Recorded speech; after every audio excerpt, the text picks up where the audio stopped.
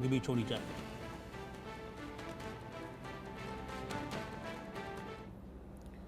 जम्मू कश्मीर से बड़ी खबर यह है कि नेशनल कॉन्फ्रेंस ने अपनी दूसरी लिस्ट जारी कर दी है। नेशनल कॉन्फ्रेंस की दूसरी लिस्ट में कुल 32 उम्मीदवारों के नामों का ऐलान किया गया है। उमर अब्दुल्ला गांदरबल सीट से चुनाव लड़ेंगे। बारामूला से जावेद हुसैन बेग को उम्मीदवार बनाया गया है। कुपवाड़ा से नासिर वानी नेशनल कॉन्फ्रेंस के उम्मीदवार बनाए गए हैं। हब्बा कदल से शमीमा फिरदौस को पार्टी ने प्रत्याशी बनाया है। तो लाल चौक से एहसान परदेसी पार्टी के टिकट पर चुनाव लड़ेंगे। तनवीर सादिक जदीबल सीट से नेशनल कॉन्फ्रेंस के उम्मीदवार होंगे।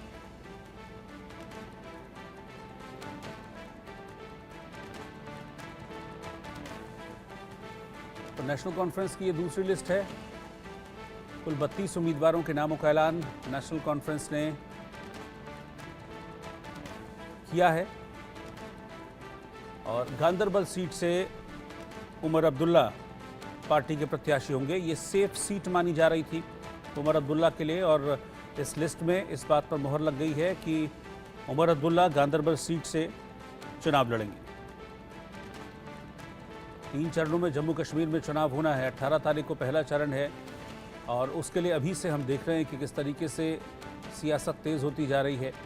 सभी जो बड़ी पार्टियां अपने अपने उम्मीदवारों का ऐलान कर चुकी है। बीजेपी की लिस्ट भी जारी हुई थी, बल्कि गुलाम नबी आज़ाद भी इस चुनाव में ताल ठोक रहे हैं। वो भी अपनी पार्टी के कई उम्मीदवारों के नामों का ऐलान कर चुके हैं।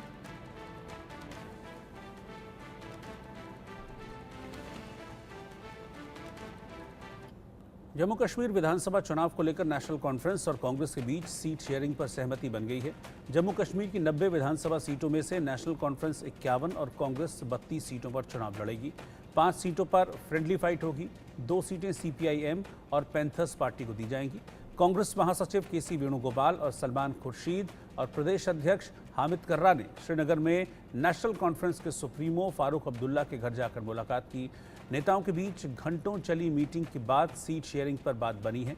सूत्रों के मुताबिक दोनों पार्टियों के बीच नगरोटा, विजयपुर और हब्बा कदल सीट को लेकर पेच फंसा हुआ था। इसके अलावा 2 और सीटें भी हैं। दिल्ली और श्रीनगर में हुई लगातार 2 बैठकों के बाद दोनों पार्टियों के बीच सीट शेयरिंग का फॉर्मूला तय हो गया।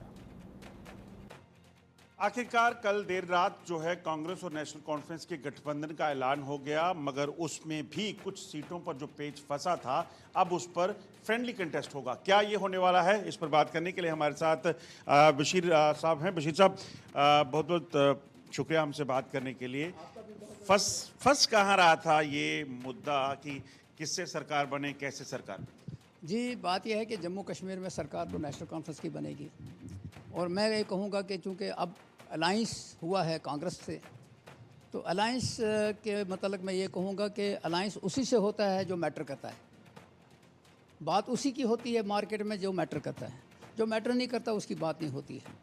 नेशनल कॉन्फ्रेंस ने कांग्रेस से पहली दफ़ा अलाइंस नहीं किया है। पास्ट में भी बड़े अलाइंसेस हुए हैं और खुसूसन 2014, 2019 में पार्लियामेंट के इलेक्शन में अलाइंस हुआ। ये इलेक्शन 10 साल के बाद हो रहे हैं, तो 10 साल का जो गैप था वो दोनों ही पार्टियों के लिए मुश्किल गैप था। यहाँ लोग बेबस, दबे हुए, डराए हुए और उस हिसाब से हर एक पार्टी ने अपनी कोशिश की कि भाई हम 90 की 90 सीटों पे लड़ें। लेकिन in the larger interest of the J&K और larger interest of India alliance शायद बेहतर है। अब चूँकि लीडरशिप ने अलाइंस किया हुआ है और उसमें जो फिगर्स हैं और 32 और 51 का फिगर है, 2-3 सीटें जो हैं वो छोड़ी गई हैं। अलाइंस पार्टनर हमारे सीपीआई के जो तारगामी साहब हैं, काफ़ी अरसे से हमारे साथ हैं। 1 सीट पैंथर्स के लिए छोड़ी गई है।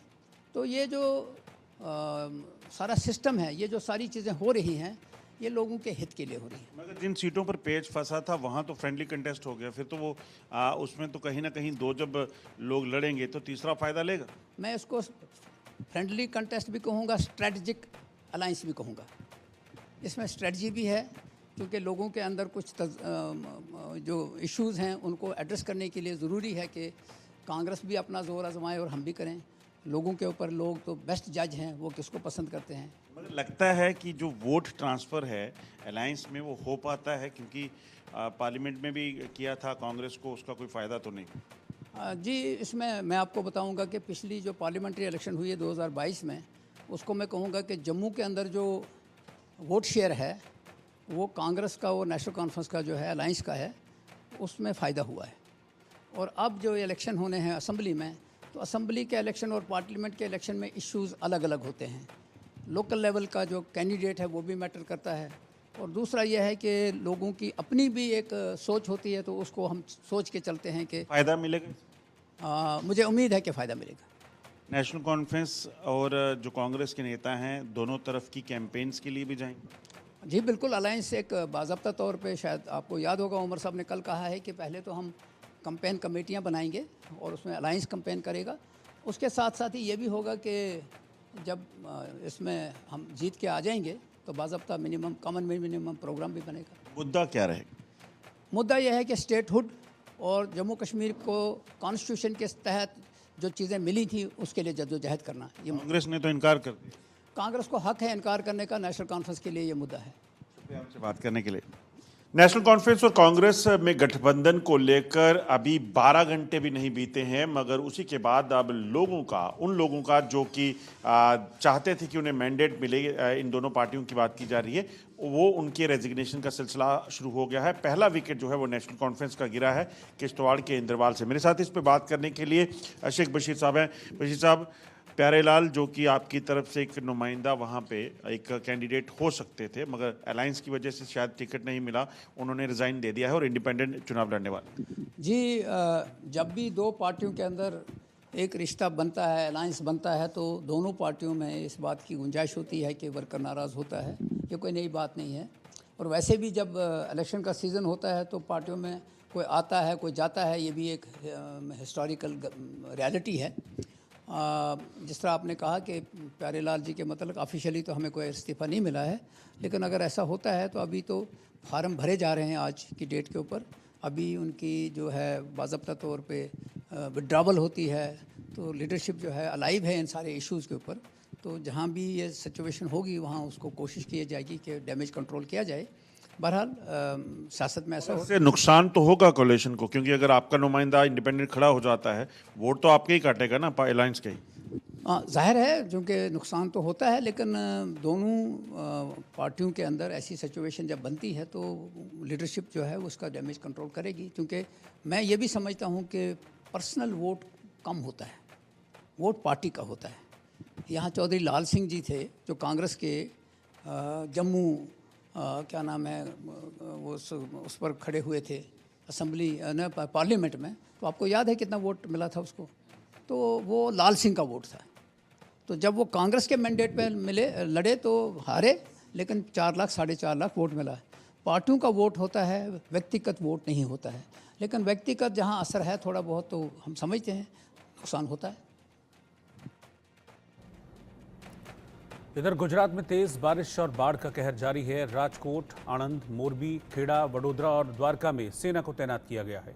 अब तक 17,000 लोगों को सुरक्षित जगह पहुंचाया जा चुका है। 1 नेशनल हाईवे, 34 स्टेट हाईवे, 636 सड़कें और 30 ट्रेनों को इस खराब मौसम के चलते रद्द